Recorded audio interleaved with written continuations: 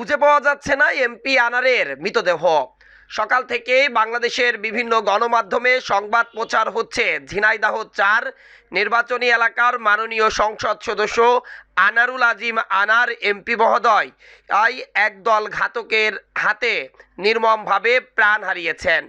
কিন্তু এরপর থেকেই নানা প্রশ্নবাণে জর্জরিত পুরো দেশের মানুষ যে এমপি আনারকে কেন মারা হয়েছে, কারা মেরেছে, তার মৃতদেহটি কোথায়।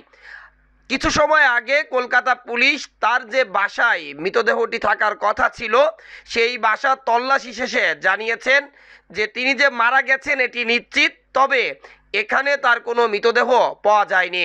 তবে তারা অবশ্যই পয়েন্ট পেয়েছেন এবং খুব দ্রুতই তার মৃতদেহটি হয়তো উদ্ধার করা যাবে।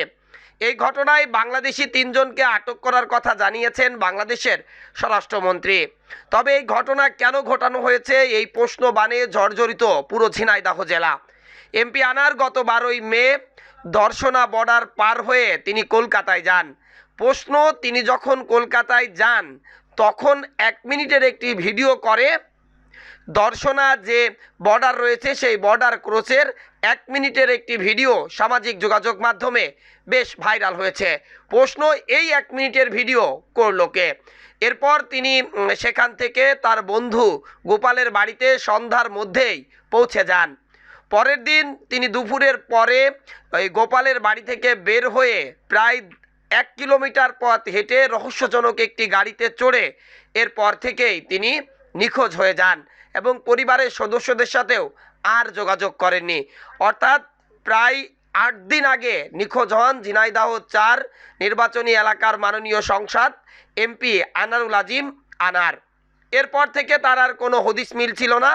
ভারতের একটি থানায় এবং একই সাথে বাংলাদেশের ডিবি কার্যালয়ে এমপি আনার নিখোঁজ সেই সম্পর্কে একাধিক অভিযোগ পড়েন বা মিসিং ডায়েরি হয়।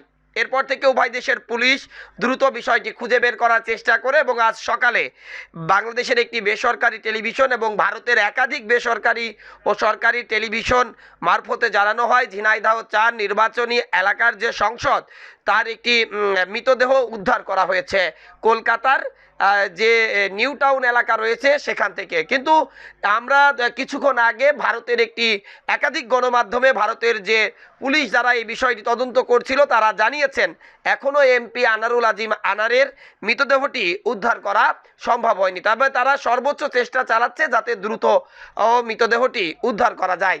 সে সময় ৩ জন আটকের বিষয়ে তাকে প্রশ্ন করা হলে তিনি এই বিষয়ে কোনো প্রশ্নের উত্তর দিতে রাজি হননি।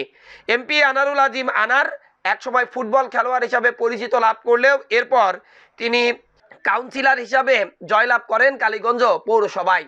এরপর 2009 সালে তিনি কালীগঞ্জ উপজেলা পরিষদের চেয়ারম্যান এবং 2014 সালে তিনি নির্বাচিত হন সংসদ সদস্য বাংলাদেশ আওয়ামী লীগের মনোনয়নে। এরপর 2018 এবং 2024 পরপর 3 বার নৌকার মনোনয়নে তিনি সংসদ সদস্য নির্বাচিত হন। তার মৃত্যুর খবরের পর নেতাকর্মীদের উপচে পড়া ভিড় তার কালীগঞ্জ নিজস্ব বাসা, দলীয় কার্যালয় এবং তার প্রিয় খেলার মাঠ নলডাঙ্গা ভূষণ স্কুল মাঠে। হাজার হাজার নেতাকর্মী সকাল থেকে তার মৃত্যুর সংবাদ শোনার পরে একেবারে তার যে বাড়ির এলাকা রয়েছে সেখানে এসে ভিড় করেছেন এবং কান্নার রোল পড়েছে পুরো কালীগঞ্জ জুড়ে। স্তব্ধ হয়ে গেছে এমন একটি নৃশংস প্রাণনাশের ঘটনার কথা শুনে। প্রথমে শোনা যাচ্ছিল যে এমপি আনারুল আজিম আনারের মৃতদেহটি কয়েক খণ্ড করে শহরের বিভিন্ন স্থানে ছড়িয়ে দেওয়া হয়েছে, তবে এমন খবরের কোনো সত্যতা পাওয়া যায়নি।